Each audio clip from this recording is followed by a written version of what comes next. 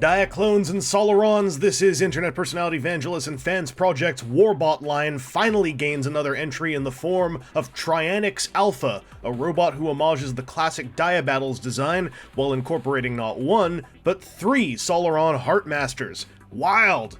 He also initially shipped with an incorrect durometer on his internal waist clip, which resulted in brittleness and sadness until fixed parts were provided. Eventual elation! And today I'm looking at a review sample of the finished production piece. Probably obvious. Trianix Alpha comes packaged in robot mode, and there shall we begin, as he is a big, strong boy. Standing around 8 inches tall, the Warbot Battler gives off an intensely heroic super robot vibe in his silhouette, with wide shoulders, a proud chest, and limbs thick with mass and justice. He's got a lot of hard edges, and his primary color scheme ends up coming off rather busy, as it picks all that stuff out with little restraint. Adding to the loudness are his chromed thighs, biceps, and shoulder parts, which very thankfully have a thick and burnished finish that seems to have made them quite chip resistant, similar to some of the chrome I've seen on the Lost Exorealm dino robots. The head sculpt follows the trend of the design so far, positively dripping with classic super robot aesthetic between the pipe-eared helmet and stoic, planet-defending facial expression. Trianix Alpha has got a big gun, which uses a groove on the handle to slot onto a tab within his right palm. It's pretty solid. While both palms have tabs, the gun oddly only has a groove on one side of the grip, meaning his left hand cannot securely hold it. Very confusing. You can also fold the handle away and use the vehicle mode tab to attach the weapon to the backpack for storage, and to have, like, big-ass pipes sticking up behind Trianix Alpha's head, because that's kind of badass. Trianix isn't called Trianix for nothing, and has Solaron Heartmaster mounting points on his chest and either shoulder pad. The shoulders can actually close up and look fairly natural on their own, but there's no such option for the chest. If you don't have something plugged in there, you just get a big empty socket. Each Solaron represents one of the main 3 colors, so place them as you please. There are 3 stock configurations, but I have absolutely no idea what any of them entail. Personally, I like the one he's got in the box, as the blue chestplate jives with my tastes the most. By the way, all this stuff is cross-compatible with Steel Core, Revolver, and other parts of the Heartmaster-style Solaron ecosystem. Trianix Alpha's head's on a ball socket joint, which allows him to look around pretty well. Gives him just enough nod to say it's worth pointing out, just enough waggle to say it's worth pointing out. Probably shouldn't be grabbing him by these ear things to move his head around. It's just so tempting. His shoulders can go forwards and backwards on a large number of individual clicks, which makes me super happy. The shoulder can go outwards on a pure friction hinge, which is a bit of a bummer. I wish this was clicky like the inside of that shoulder. Also, it only goes out that far, which is a shame. There are bicep swivels, double-jointed elbow. On this guy, I find moving one joint might block the other. You have to think a little bit to get them to do the full double-jointed curl. There's also a wrist swivel, and then an opening knuckle hinge, which doesn't look super great when it doesn't look bad, but it's like, I never see a reason to do this, as opposed to just leaving it like that. I think that just looks better. Also, the wings can swivel around on a hinge. They can swivel up and down circularly on their connection to that hinge, and that's almost entirely so you can remove a Solaron, close up the shoulder, and have it still look quite natural, no matter what you're doing. The waist joint situation is a simple left and right thing at the connector peg that was such a topic of discussion. There's also a transformation joint up here. This means instead of just moving the waist like this, you can get a more natural twist by turning this and then that. Just there's a bit more of a curved flow down the torso. The hips can go forwards and backwards on similar clicky joints to the shoulders with lots of detent. Detents outwards as well, a few less detents, but not the case of going from like stock still to some kind of crazy A stance. There's a click in between, thank goodness. The thigh thing can swivel on its own. Basically there are 2 thigh swivels, one above and one below. This means you can get it out of the way to move the leg forward and put it back if you've got, for instance, like something moved in a way where the chrome bit might bang against bits of the upper body.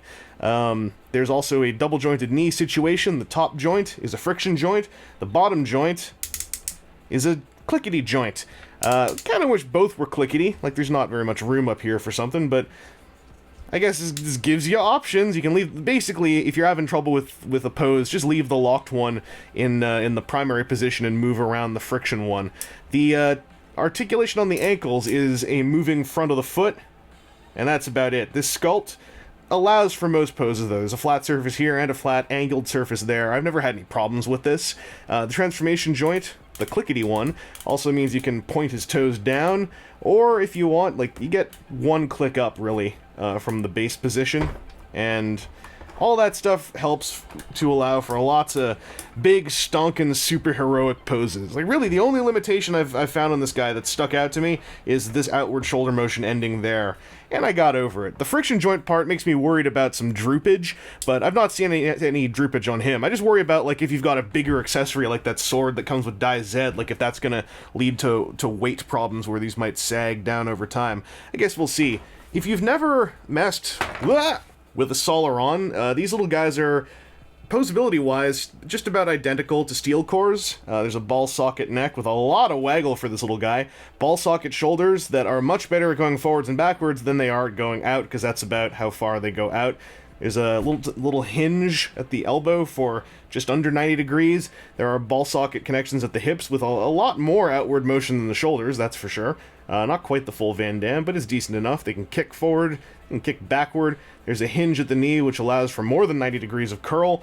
Makes these little dudes fun to pose, and especially when they've got like 3 vehicles to do it around, it's fun to put into a state of action. Speaking of those vehicles, let's head on over to there right now! Trianix Alpha separates into 3 components once his Solarons have gotten out of the way, and I find it's best to avoid doing any transformation stuff until you've got it all pulled apart. It's less complicated that way. The gun also breaks down to spread across the vehicular trio once they're fully transformed. The arms and backpack transform fairly simply with just enough parts folds and tab locks to not feel entirely like a giant treaded pair of arms to me, but only just. I'm really disappointed that the fists don't fold away at all given the generally static nature of the forearms. On the bright side, there's a solid butt slot for the Solaron driver, so he's not going to fall out unless you really try to whack him out of his chair. The Trianix torso becomes a 3-wheeled cycle deal, and it transforms a whole lot more than I first expected.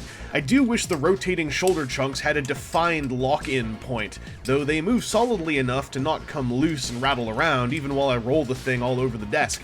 And hey, I didn't see it in the instructions, but the head actually does try to hide away a little bit. Unfortunately, despite a nice big pair of spaces for the driver's legs, there's no actual lock-in mechanism for whoever's controlling this one. You kind of fold the front console down over the legs and maybe the hands, and the driver won't fall off, but I would have loved a butt clip.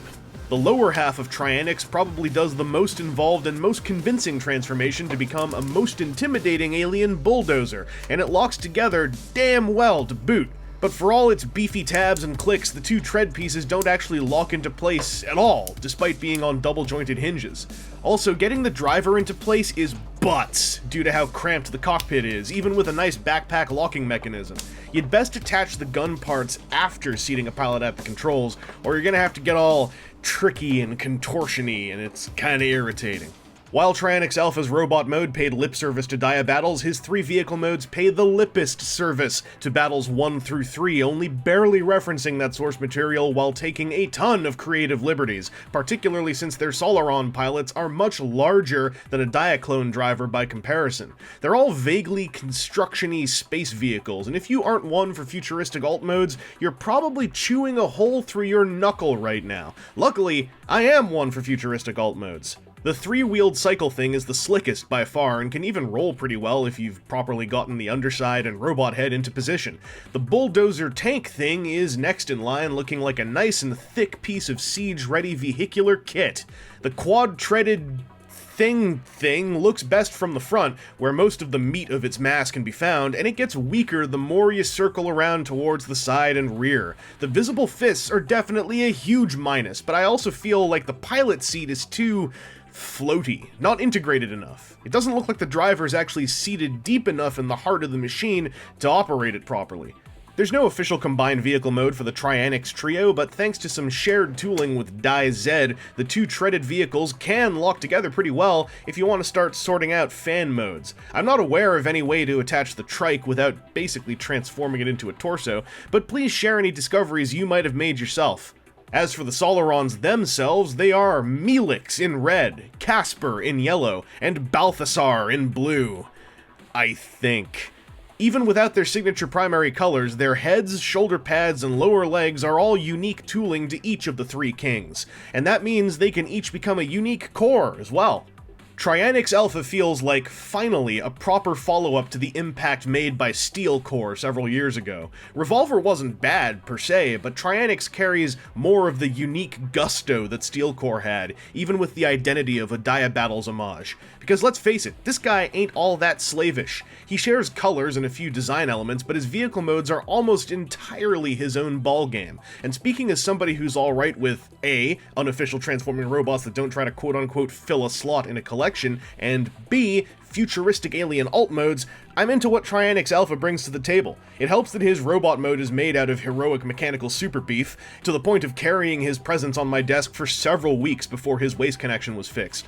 I love a classic super robot protagonist, and I enjoy a vehicle pilot play pattern in my transforming toys. Trianix brings a good game to both of those arenas, but his strong points are fighting a real battle against some heavy drawbacks. For all his solid articulation, his outward shoulder motion is desperately wishing to be ratcheted. His fists really needed to at least try to become something in vehicle mode, even if they weren't going to fold away. And why is his gun only designed to be held in his right hand?